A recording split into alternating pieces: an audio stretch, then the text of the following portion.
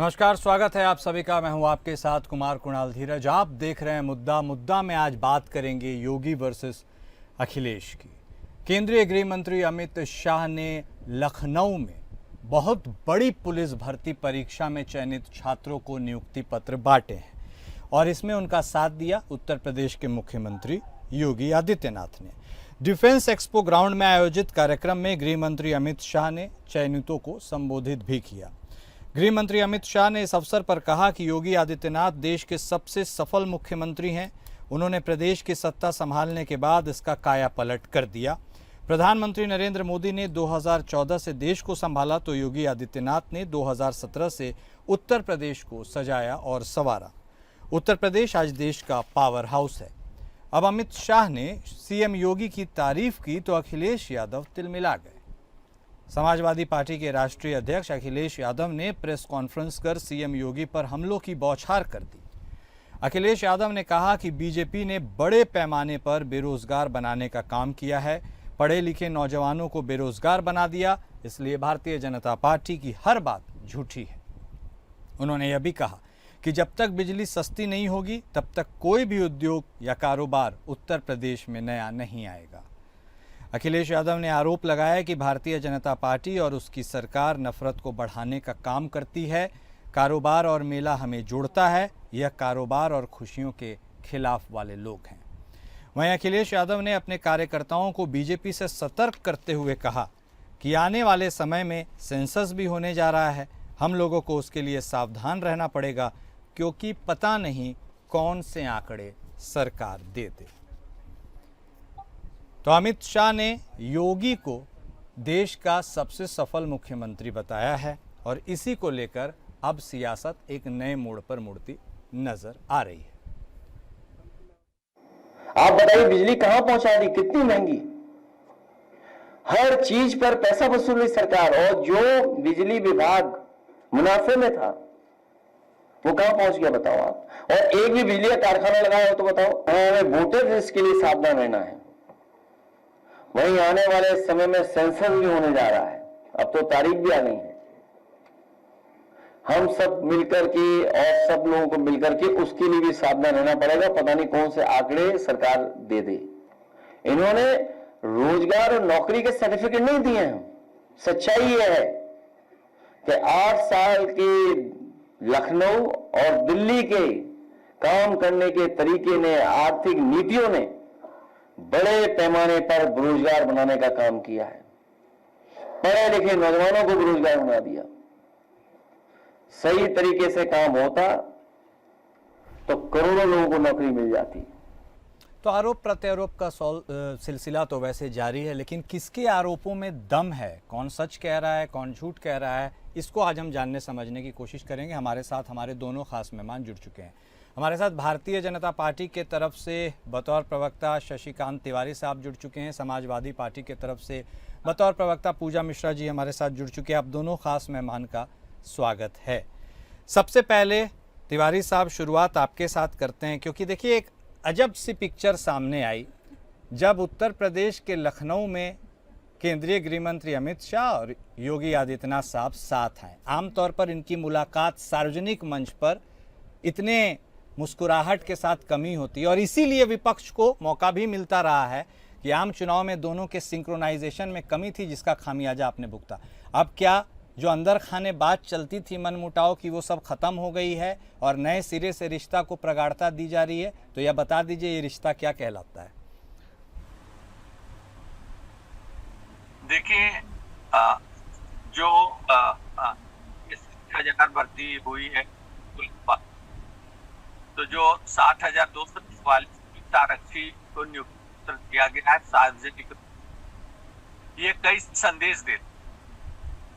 इसमें अमित शाह जी के गाढ़ सपनों को तो दिखाई देता है कि दो बात मैं अपनी तरफ से और रखना चाहता हूँ कि जिस प्रकार से वो मंच से उप मुख्यमंत्री केशव प्रसाद मौर्य जी ने भी कहा कि अगर किसी को पैसा देना पड़ा हो तो आप बताइए, एकदम बिल्कुल जो है पारदर्शिता के साथ नियुक्ति हुई है।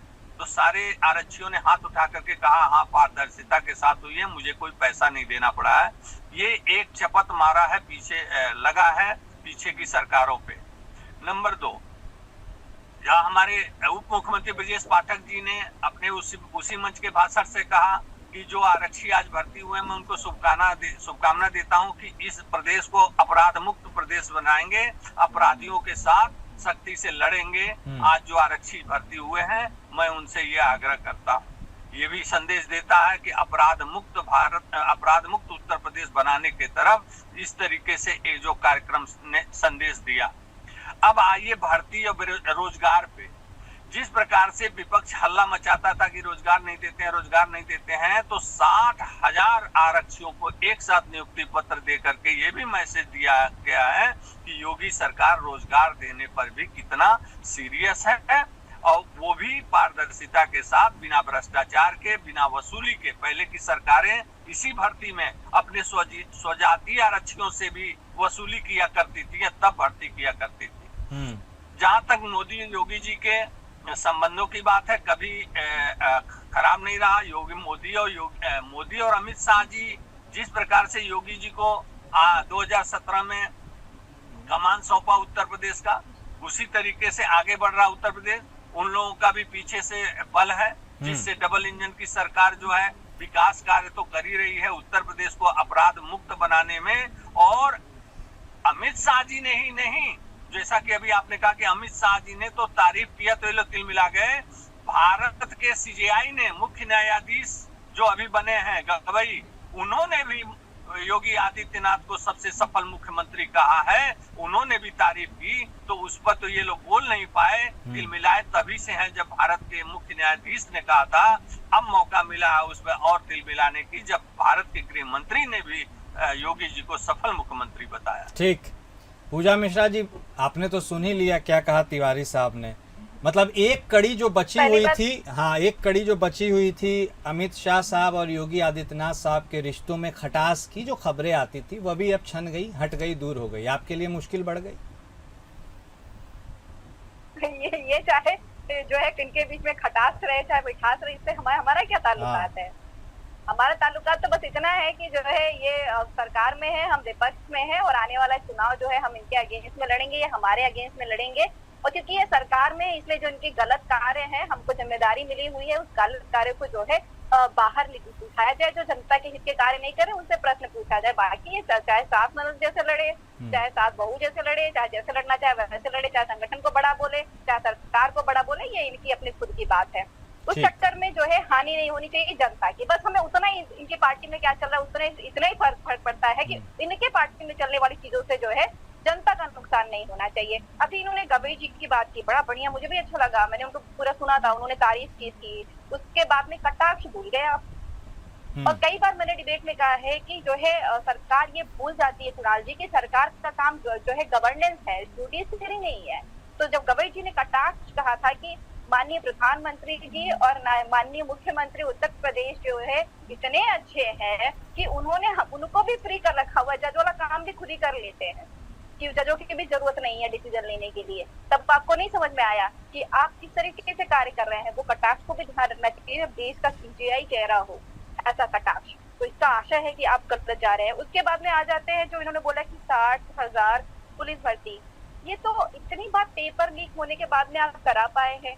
और जो है 24,000 पुलिस विभाग में अभी भी वैकेंट है जगह। ये जो है 3 जून की रिपोर्ट है, जून 2025 रिपोर्ट है कि अभी 24,000 पुलिस विभाग में वैकेंट सीटें हैं, उनको भी भर्ती कराइए। आप वही पूरा नहीं करा पाए हैं, सिर्फ और सिर्फ ले जाकर के पुलिस भर्ती अभी आपने कराई है वैकेंट सीटों के अगेंस्ट में, और कह रहे हैं आपने रोजगार दे दिया हुआ है। अभी जो 17 और 18 तारीख को 2022 का पीजीटी का फॉर्म भरा हुआ, जून का पोस्टपोन हो गया। उसके बाद में जो है अब आप शिक्षक भर्ती के लिए जो लोग प्रोटेस्ट कर रहे थे उनको रोक करके वापस भेज दिए। ऐसा कौन सा वैकेंसी आपने क्लियर कर दिया हुआ जिसके लिए आप कह रहे कि आपकी ट्वीट थपथपाई जाए? आपने जो उनको ज्वाइनिंग लेटर दिया वो एलिजिबल थे, वो वैकेंट सीटें थी, उसको आपको निकालना ही था। अभी 24,000 और वैकेंट सीटें हैं, उसको भी निकालिए। शिक्षक विभाग में जो है 1.29 लाख सीटें बची हुई हैं, उसको निकालिए। आप जो शिक्षक के सुपर टेट का इंतजार कर रहे हैं, बुजुर्ग हो रहे हैं, उनके लिए आप उनका जो रेगुलर वैकेंसी तो कराइए। आप वो करा नहीं पा रहे, आप इसमें पेट थपथपाए पड़े हुए कि अरे बड़ा करा लिया, बड़ा करा लिया। अभी करप्शन की बात कर रहे थे, तो करप्शन की बात में ऐसे देखिए, जो 48,000 हमारी सरकार में पुलिस भर्ती हुई थी, आपको पता होगा कुणाल जी, तो अभी ये जो 48,000 थे, तो किसके बल पे आप जो काम करा रहे थे? किसके बल पे कह रहे थे कि नहीं 2017 में सरकार बनी है, हम लॉ एंड ऑर्डर मेंटेन करेंगे? तो क्या ये लोग नहीं थे? आप कहना चाहते हैं कि हमारी सरकार में जो ये 48,000 लोग आए हुए थे, वो क्या खराब आए हुए थे जिनसे आप काम करा रहे थे अभी तक 8 सालों तक? आपने पहले पुलिस भर्ती कराई है ना, और आप अभी उनके ऊपर प्रश्न उठाने चले जा रहे हैं। अपना कार्यभार सही तरीके से निकाल करिए। जितना आप पेट थपथपाते हैं वो ग्राउंड पे दिखना चाहिए। ग्राउंड पे दिख नहीं रहा है, जनता परेशान है और छात्र तो बहुत ज्यादा परेशान है। जो लोग शिक्षक भर्ती की तैयारी करते हैं, शिक्षा सबसे मूलभूत चीज होती है और शिक्षकों की कमी आपने पूरी तरीके से कर रखी हुई है।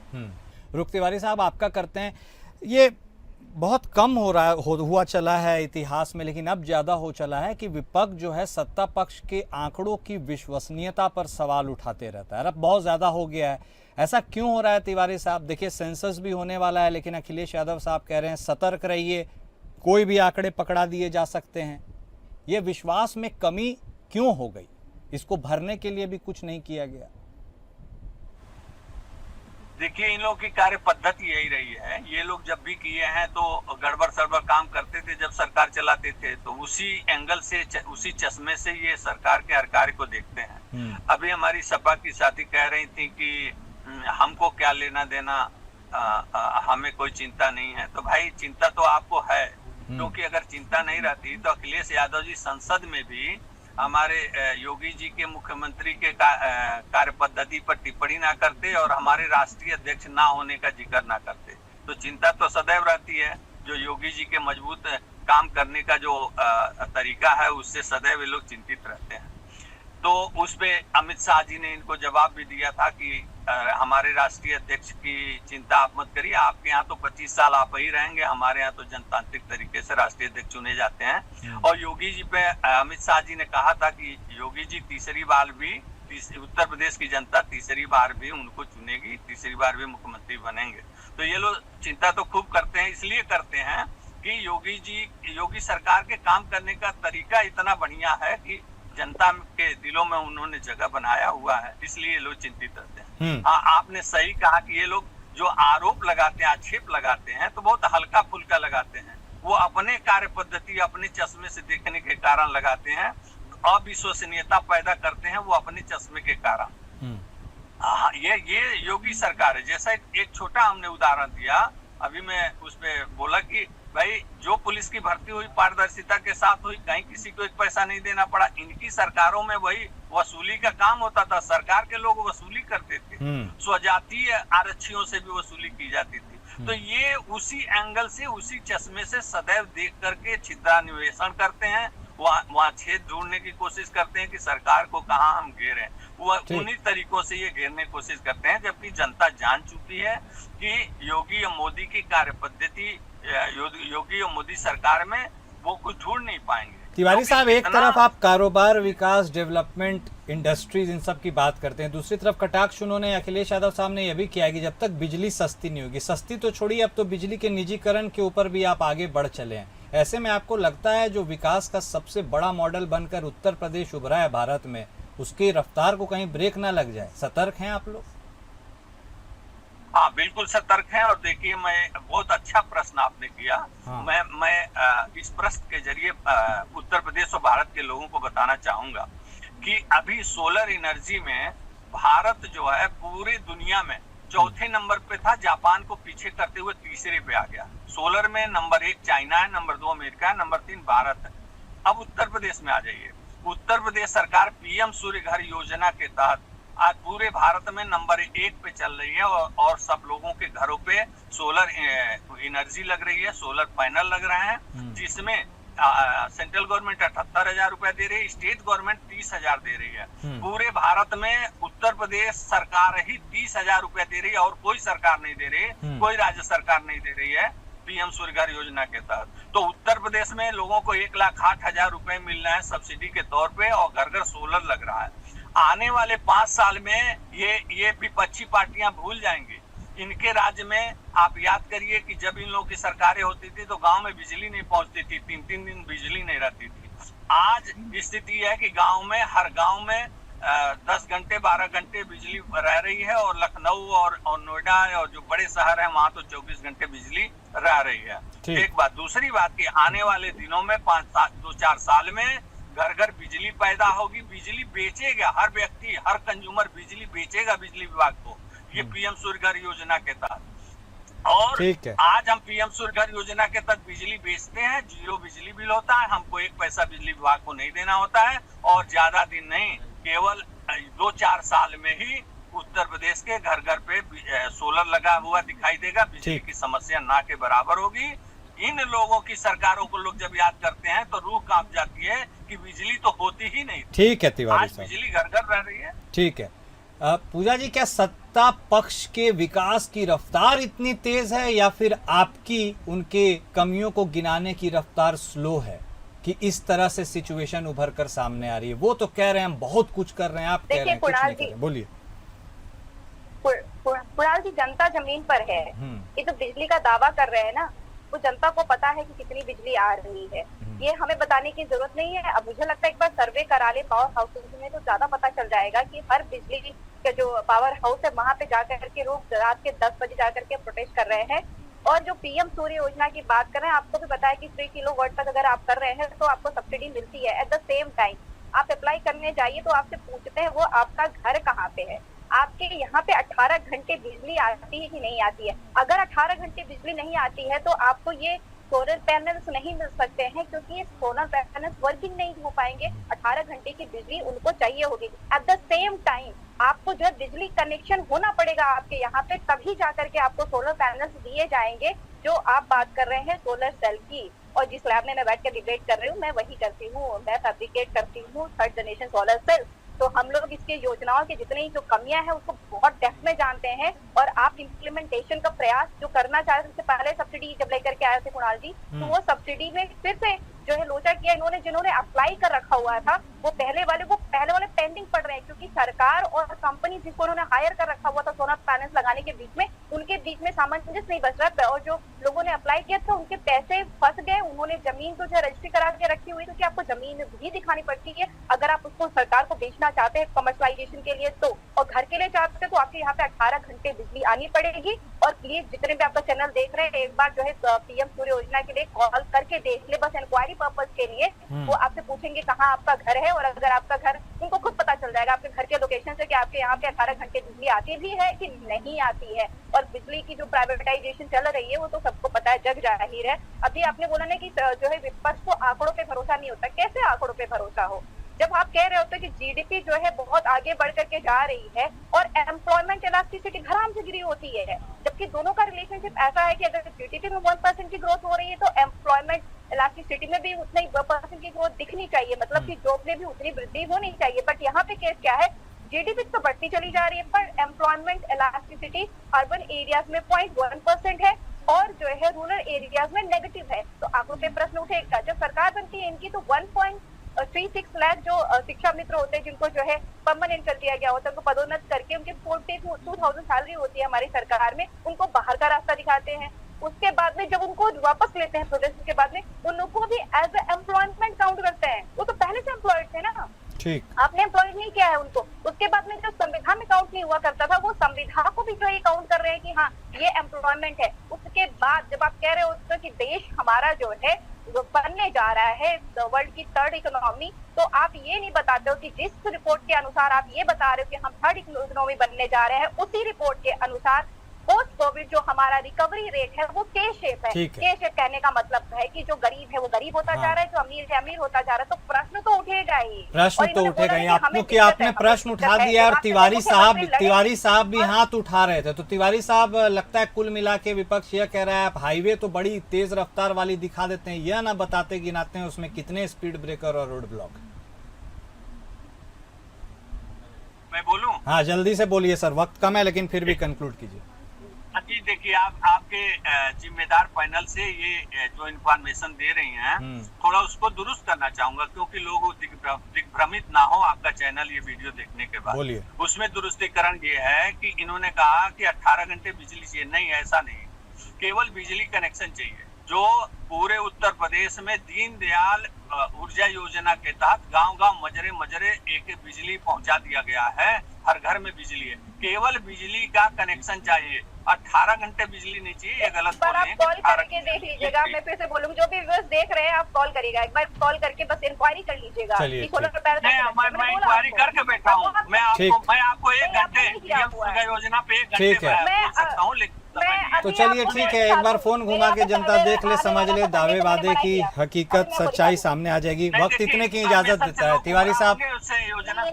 ठीक है पूजा जी, ठीक है, बहुत शुक्रिया, वक्त इतने की इजाजत देता है। धन्यवाद आप दोनों खास मेहमान का जुड़ने के लिए। मुद्दा में आज बस इतना ही, नमस्कार।